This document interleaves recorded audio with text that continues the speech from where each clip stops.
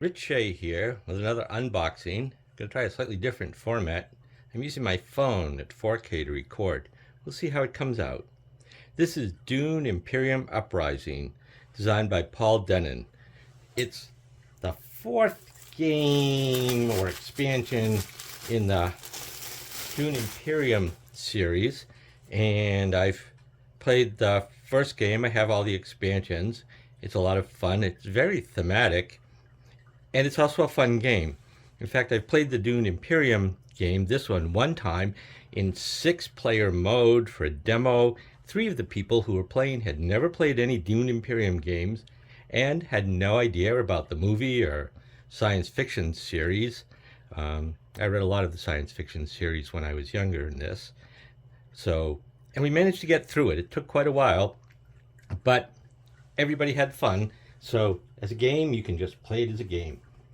If you're familiar with the Dune Imperium series, a lot of this will be very familiar. Oh, and here's an ad for playing it digitally. The digital version just came out too. I'll probably pick it up soon. Here's the rule book, and big format rule book. The map, the different political groups that you can get influence with, the battle area. Battles are important in this game. The places where you can move to do things that are not alliance things. Water, solari, that's money, and spice are the currencies. This game adds sandworms that players can use to fight. First player marker, alliance tokens, maker hooks, which lets you recruit sandworms, and a shield wall, which goes on the map and protects certain areas from the sandworms until the shield wall comes down. Reserve cards that are always available, 9 leaders, intrigue cards, token to go with the Feyd-Rautha Harkonnen leader, a guide sheet, conflict cards, objective cards, and the Imperium Dune deck.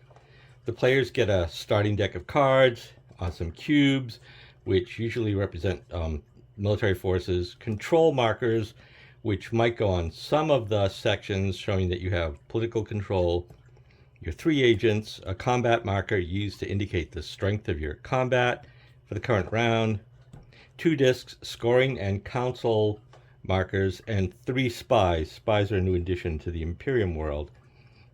There are additional components for 1 and 2 player games and for 6-player games, which is a team version of the game. You set up the game, put up the wall, put the markers on the board showing nobody controls the different factions. You create a conflict deck, which is going to be variable per game, but it's always the same. 4 level 3 combat cards, 5 level 2, and 1 level 1, which also serves as the markers for the game. So there are 10 turns in a game, but the game can also terminate if somebody reaches 10 victory points. That also triggers the game. And there's a module for CHOAM, which might or might not go in. The intrigue cards go in. The players take a leader, which you can do randomly or have some kind of draft or just pick your favorites. Okay. And some leaders are marked as easier to play than others. You get your 10-card starting deck. It's sort of typical deck builder that way. And I think each player gets a water. Yes. You get a water. Set up the items. You start with 2 of your 3 agents available. The third one you have to recruit at one point if you want to have it. You're not required to have it, but it's usually a good idea. Get all the components in your color. Put a cube at the bottom showing no influence in each of these. The rest of the cubes are potentially going to go here. You start with 3 troops in your barracks. Getting them from your barracks out to your quadrant of the fighting thing is the thing you have to do to compete in the combat. Too many C's. All right. So shuffle the objective cards. Everybody gets one. That determines the first player too. That's a new thing. Objective cards, each conflict card and objective card have a little mark at the top. If you get a pair of those marks, you'll get a victory point for that. I guess it speeds the game up a little bit, but it's another incentive for some combats versus others. You get a leader, you build your deck, you get 2 agents to start with. There are 4 factions. Whenever you take a turn using an agent to that faction, you also go up 1 on the influence. Getting to 2 influence gets you a victory point. Getting up here first gives you the influence marker. If somebody passes you, they take it away from you along with its victory point. If you get to the top first, you can't have it taken away from you. Intrigue cards do different things. Some of them are endgame scoring things. A lot of them are about combat, and some of them are things you can do during the game and your turn. So at the start of the round, a new conflict card comes up. The way conflict works is there's going to be a military conflict. The highest number of points will win, gets the top prize, second gets the second prize, third gets the third prize in a 4-player game. So even if you don't think you're going to win, you often want to be in on combat. On your player turn, you're either going to reveal a card and do the agent part up the top while you still have agents, or reveal, display all your remaining cards, and use those to either recruit cards, do something, get some resources, increase your combat value. But the cards you don't play for an agent, you use during the reveal. And so when you place an agent, you can put them on any spot. Your card will indicate the kinds of places that you can place your agent on. You place the agent on any open spot, and you may or may not have to pay a cost, and then you get the benefit of that spot. This particular one, you place an agent. If they have the matching icon, you place an agent, and you would get a water. In this case, it's one of the, I think it's one of the factions, so you'd also go up on that track. So you can't send an agent to a space that already has one, although the spies feature lets you do that. There may be an influence requirement on some of the cards. These are all the markers: the factions, the Landsrad spaces, city spaces, spice trade spaces, and you doing something with a spy. I think that's being able to place a spy.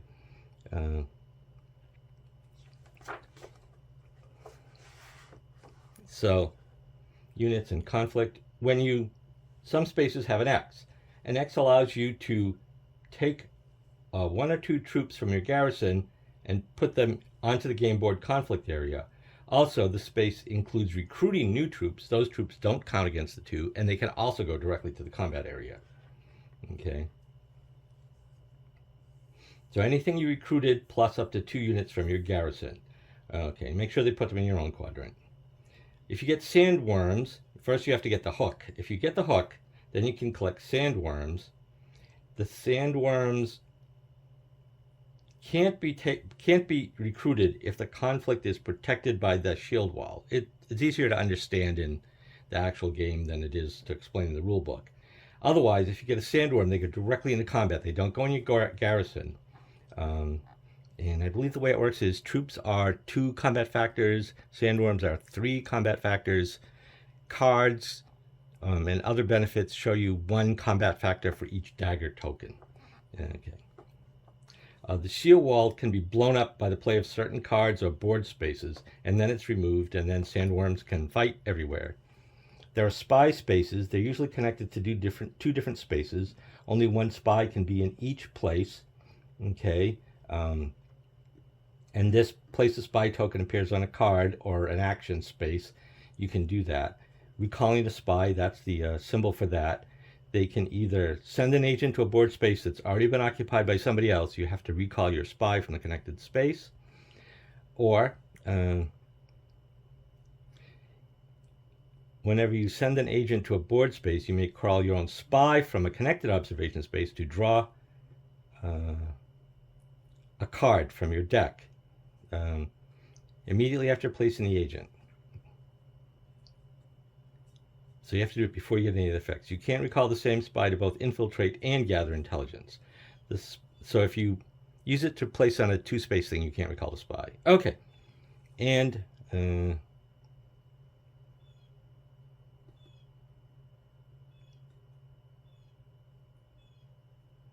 Oh, so this icon just means that you can send your agent to any location that's connected to one of your spies. The spy doesn't get recalled. All right, that's spies. That's different. Uh, when you reveal your remaining cards, you're out of agents, or you just don't want to do more stuff with agents. You resolve all the effects at the bottom of the cards that you reveal, and then you set your strength based on that. Okay, acquiring cards, buying cards. Cards have a cost. Uh, the cards you reveal might give you some of those things. You don't, I mean, then you spend them to buy one or more cards. You can buy more than one card. There are other ways to get the acquisition costs other than just the cards on your reveal. You might have agents somewhere. You might have a seat on the lance rod. Okay. Then there's combat. Basically, people will have, once everybody's revealed, you go to the combat phase. People have their initial strength, but you go around the table in turn order, where people can reveal intrigue cards. Okay, and they don't have to reveal all of them to add strength. You keep going around until everybody passes. So you could pass and then be back in later, depending on what other people do. The battle icons, there's 3 of them. When you get a pair of those from your initial condition card and any combat cards that you win, see they'll have a symbol too, then you get a victory point for that. There's rules for ties. There's spaces, makers. Okay, unused spaces on the board. Some of them will have this maker space. They'll accumulate spice until somebody uses them. At the end of every round, any unoccupied by players maker space gets a spice added to it. And then everybody gets their agents back, put all the cards in their discard pile, and draw 5 new cards. Okay. Then there's a contract. The CHOAM module adds contracts. You can get a contract. You complete it when you meet all the conditions, and then you get the reward. There's some clarification, strategy tips, rules for combining it with the other games. On the back, we have an icon guide and additional terms. You'll be using that a lot when you first start. There's a lot of symbols, but they're pretty intuitive, really. There's also a board space guide with an explanation of how each space works, even though the symbology is pretty straightforward. Okay. Then there's the 2-player rules, solo and 2-player. I think it adds a rival to the game so that you're just not as straightforward. Okay, and then there's variations on it. And then the 6-player game, which adds additional components. 2 of the 6 players, the Emperor and Paul Dennen, don't actually play on the board. They help their allies and make some other actions on their own. And it keeps going. Combat works pretty much the same. One thing that's different, though, is that Sword Masters can only be used 1 time per game. You don't get them as an extra agent. You just get 1 extra move in the whole game. Also rules for combining with the other previous versions of the Dune Imperium game. The extra spaces that are available in a 6-player game, mostly to the Emperor and Paul Dennen. Extra icons. And then we're on. So, in here, I think this is the Freeman. So Paul Dennen gets this one in the 6-player game. The Emperor gets this one in the 6-player game. Cardboard is pretty thick. Okay, there are Rise Vix expansion spaces added. The 6-player game tokens. Oh, those are contracts. These are all contracts. Those are hooks for the worms. First player marker, the player's control markers, the player's military strength markers, the control of the faction markers, the sand wall, more hooks.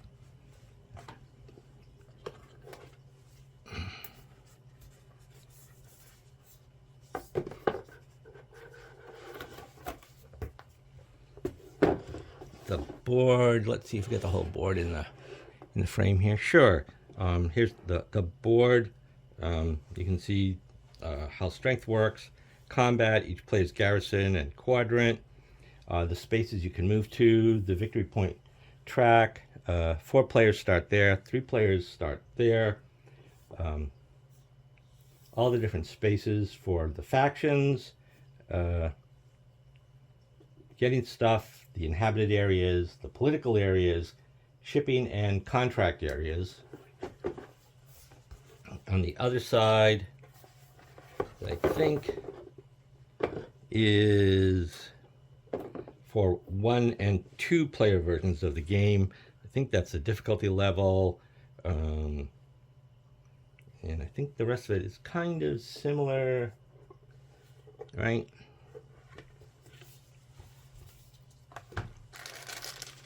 Here is spice, 5s and 1s. Water, however, are just singles. The players' agents in 4 colors, because in a 6-player game, the Emperor and Muad'Dib don't have agents. In spies, 1, 2. I think the spies are available in all 6 colors, though. Right? Oh, wait. 1, 2, 3, 4. Yes. Sandworms are available. There's a wooden sandworms. But we also have giant plastic sandworms. I guess that's exciting. Some extra tokens for the 6-player game. 2 of the players' cube tokens. Money.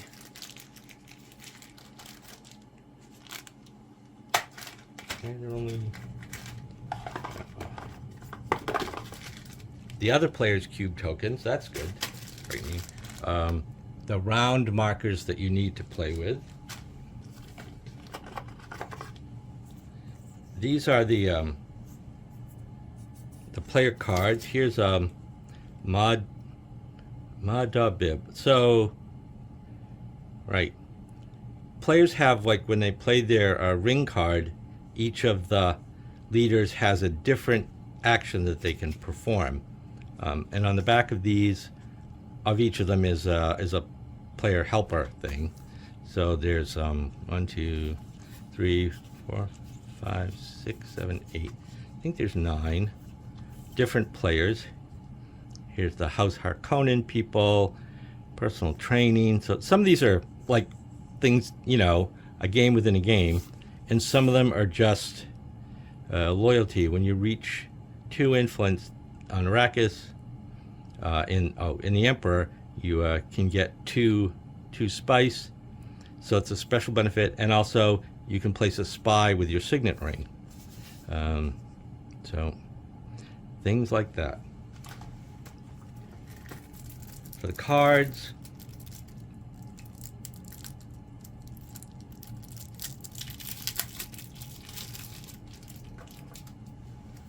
the small cards are the intrigue cards. Plot cards happen during the game.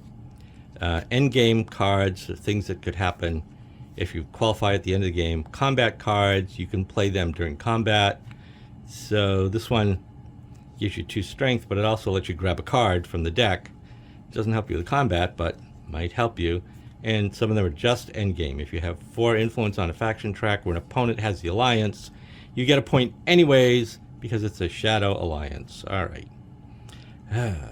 And some of them are very powerful. Retreat 3 of your troops so you can decide whether you're gonna, if you're not gonna win, you can get out of dodge, or you can pay 3 spice.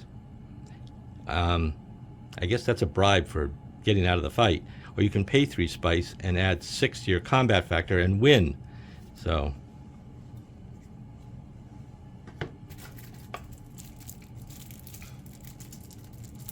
the regular cards, and there are a lot of them.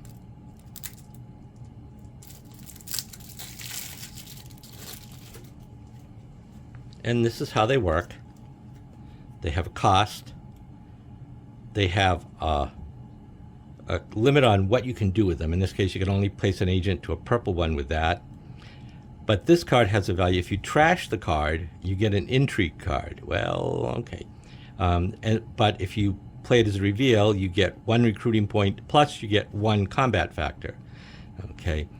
Some cards are linked to factions, and other cards will refer to that. Like if you have another Bene Gesserit card in play, return this card from play to your hand. So if you have 2 of these, one of them goes back in your hand, and that means you can use it for the reveal as well, after you've used it to place an agent. So things like that. Some of the interactions are complicated. Some cards are more expensive than others, and some of them are very expensive. But you can get up to strengths like that. Okay, and there's 2 stacks of cards. This dagger card is very simple. This is one of the starting cards for a player. Yes, so you build your deck of 10. There's cards for that. That's the whole game. I like the Dune Imperium system, so do a lot of other people. It's a very popular system. Some people are saying this is the way to get started. I'm not sure it matters if you started with regular Dune Imperium, which I think is a little simpler to play, or if you started with this, especially if you're already a fairly heavy-duty gamer, you could easily start with this one. So I'd encourage you to give it a try if you get a chance. It's a really good game system, and as you can see, it's a very well-produced game. Thanks for watching. Bye for now.